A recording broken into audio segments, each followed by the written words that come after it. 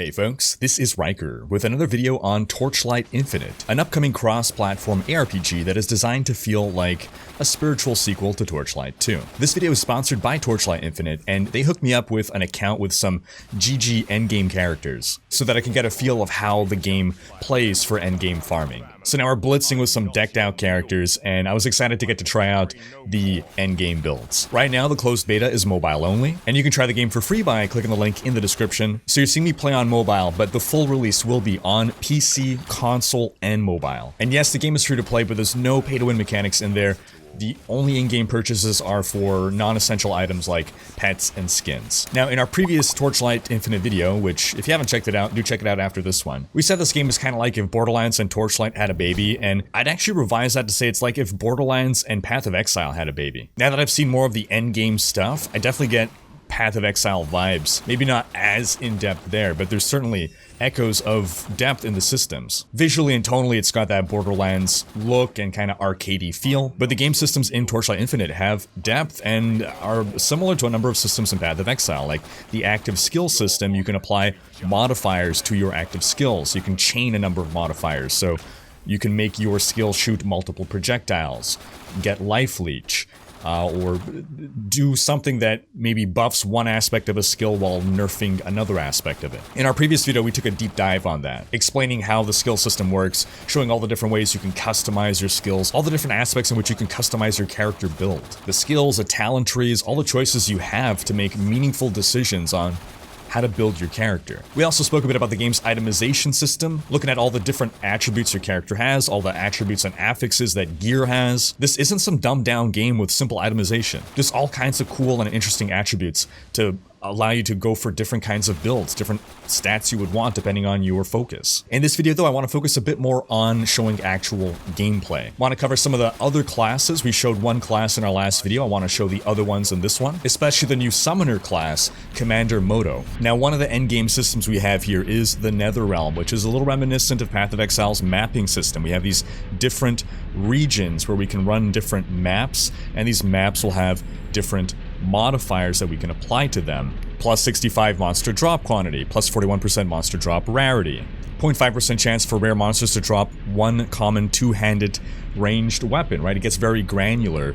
There's always pros and cons, so those are the pros. So what is the con? Well, negative 20% extra player's critical strike rating. Ooh, some crit nerf. 21% extra monster cold damage, more monster accuracy, more monster damage.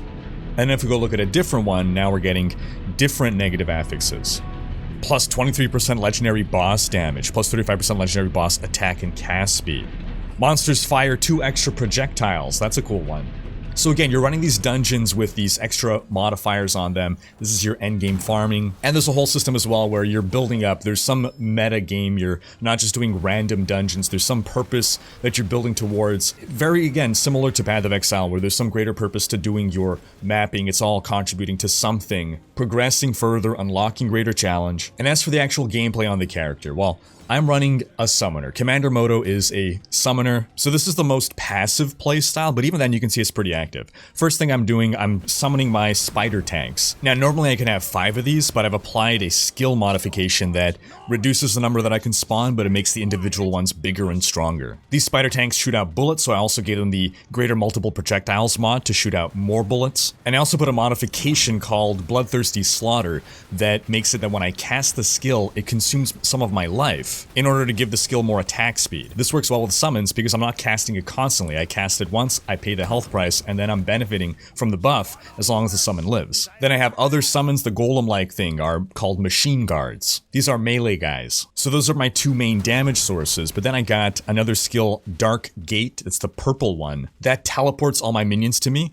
and gives them for 2 seconds a big buff. More damage, more move speed, so I'm casting that pretty often, pretty much on cooldown. I also have this skill called Machine Army. It's the golden one here. This provides another buff to my minions. And this skill is actually more potent based on how many buffs are already on your minions, so you kind of want to chain this after you've done the previous one. Then lastly, I got Leap Attack. That's just a mobility skill. I could be using it to deal some extra damage, but I'm really just using it to traverse the map a little faster or get out of danger. I've got some passive skills that you don't see, but they're reserving mana, and what they're doing is giving me auras that are buffing me and my pets. That's why my mana bar is so itty-bitty. So again, that's the commander. Let's look at now the Frost Fire Mage, see how her gameplay differs. As the name implies, Frost Fire, fire spells, ice spells. Main attack here is Flame Jet. Conjures a big pool of flame on the ground. It's on a cooldown, so I can't just spam it. I've got a bunch of mods on it that increase the fire damage, increase the ignite chance, the burn duration. Then my second source of damage here is Soul Eating Circle, this purple thing. And this is an interesting spell that builds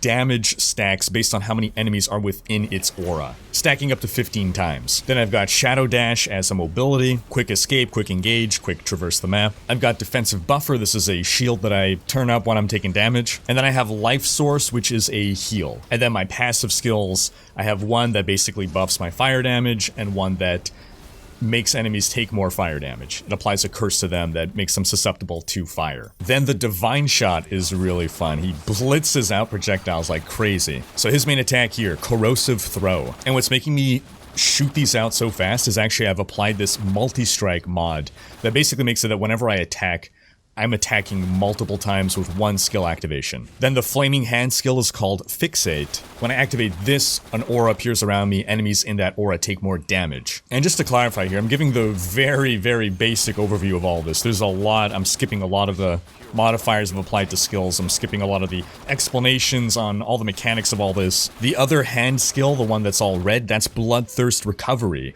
That's basically my potion, my health potion, if you will. Now, Bloodthirst Recovery is an interesting kind of health potion in that it costs you health to then gain health. So it costs you a certain amount of health to then regain a greater amount of health over time. Then I also have the Aim skill, which I don't use all the time because it gives you a huge movement penalty in order to buff your damage and accuracy. But you can cancel out of this whenever you use a mobility skill, which in my case, I'm using Shadow Dash. And as a passive on this one, I've taken Cast when taking damage, and I've linked it with Defense Buffer, a skill that we covered on a previous class, that blue shield skill.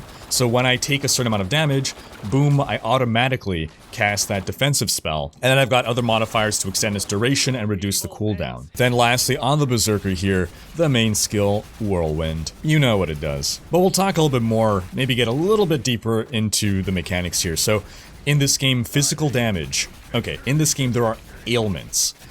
An ailment depends on the base damage type, but for instance, when you deal physical damage, there is a chance that the triggered ailment is a bleed. So attacking with Whirlwind, a physical skill, always has a chance to cause enemies to bleed. So I've applied the Tendon Slicer mod, which not only makes my Whirlwind deal more damage, but also, if you cause bleed, then you will paralyze an enemy. Then I've got another mod, Deep Wounds, which makes enemies take more bleed damage when they suffer a bleed. It also increases the chances of you causing a bleed significantly. And then I also have the Enhanced Ailment mod, which increases ailment damage. In this case, it is the bleed damage. Then I've taken Leap Attack purely as a mobility skill. I took Life Source as a heal, and I've actually applied the Berserk mod to it so that while I'm getting healed, I'm dealing more damage. Well, specifically, it's higher attack rating and higher critical strike rating. Then I've got the Fearless Warcry skill. This taunts enemies into my Whirlwind. And then I've got as a defense skill, Frost Shield. While this is active, I take less fire damage, less physical damage, and enemies that come in contact with my frost shield around me have a chance of getting frostbitten, which is basically a soft crowd control. For my passives, one of them is Curse on Hit, and the curse that I'm applying is 1, a vulnerability to make them bleed more, and 2, Entangled Pain, a mod that makes the bleeds deal more damage. Now before we finish, let's also take a look at some of this juicy endgame gear. We showed what lower level gear looked like in our first video, so here we have the Elder Sage's Chapeau. Requires level 77, it's an intelligence helmet, and that means that it grants energy shield instead of armor. So 195 maximum energy shield here. As a special property, negative 4% to sealed mana. What is sealed mana? Well, there's tooltips everywhere in here to explain all of these game systems. A portion of mana is reserved to maintain persistent effects such as auras. Remember we were talking about that sealed mana earlier. This makes skills seal less mana. Other properties, plus 32% maximum mana, 200% gear energy shield, another -7% to sealed mana, -6% damage against nearby enemies. What does nearby mean? You click on that within 6 meters, plus 80% critical strike rating, plus 32% erosion resistance. And these are just the basic stats. Click on this over here and we can get the full details. What do these mean? Well, you can see the breakdown. 3 prefixes, 3 postfixes. That's the maximum number any item can have. So here you see the quality of the affix. It's tier 1 affixes. You can see the different range that they roll on. Let's take a look at a different one here. The Ardor gloves requires level 70 strength gloves, so they're giving a ton of armor. Also plus 23 to maximum life, plus to gear armor, plus 200% to gear armor, plus 90 to max life, plus 40 to all stats. What does that mean? Strength, dexterity, and intelligence. Plus 5% life regain. Everyone knows what life regain means, but how does it function specifically in this game? You click the tooltip and it tells you exactly that information. And again, get the more detailed stats. You can see the ranges, and since this is a legendary item, you can see that it's actually got special stats that you wouldn't otherwise be able to get. My weapons here, let's take a look. Ancient battle axes. It gives us the DPS number, plus 10% bleed damage.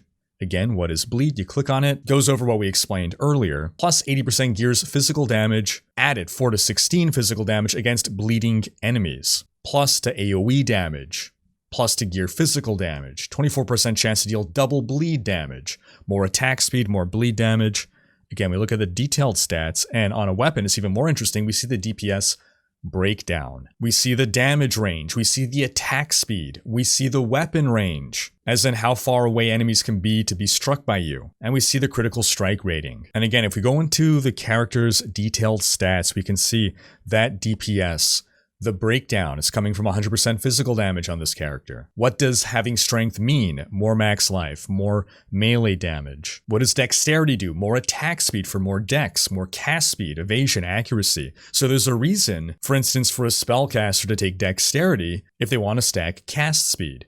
As you can see here, I'm a barbarian that actually has dexterity as his highest stat. Intelligence gives max mana and plus max energy shield. You got your familiar resistances, like in other games, it caps at 75, but you can get overcapped. You can look at the exact DPS breakdown of every single skill you have equipped. You can see exactly your bleed chance, your frostbite chance, all those ailment modifiers. And let's finish by looking quickly at this chest here, this Dragon Guardian's Lamellar Armor, simply because we got that +1 active skill level on it. Another interesting property here, plus 22% curse effect, and you can cast an extra curse, bunch of resists, plus 30% max life. There are decisions to make here. Now again, this is just a brief overview. Honestly, it can take a 20-minute video on each of these characters, just going over all the skills, all the talent trees, which we haven't even gone into in this video. Again, in the previous video, we looked at that, all the gear choices. This is a game that feels like it has a legitimate depth to it, with combat that feels arcadey. But you don't have to take my word for it. You can try out Torchlight Infinite for yourself. Click the link in the description. The closed beta is currently provided exclusively through TapTap. So click that link. It'll download TapTap if you're on Android. If you're on iOS, it'll be Test Flight, and that'll let you participate in the closed beta. Also, if you do play, join their official Discord. They're always, the devs, always looking and soliciting for feedback. So hop on in there, let them know what you think, because that's going to wrap up this video. Thanks for watching. Special thanks to my Twitch, Patreon, and YouTube supporters for making these videos possible. If you like what you see on this channel and want to support the creation of more content, you can consider pledging on YouTube or Patreon and unlocking behind-the-scenes content, monthly virtual hangouts, and more. If you enjoyed this video, please share it. Check out these other videos, and subscribe to join Rhykker's Raiders for more aRPG content.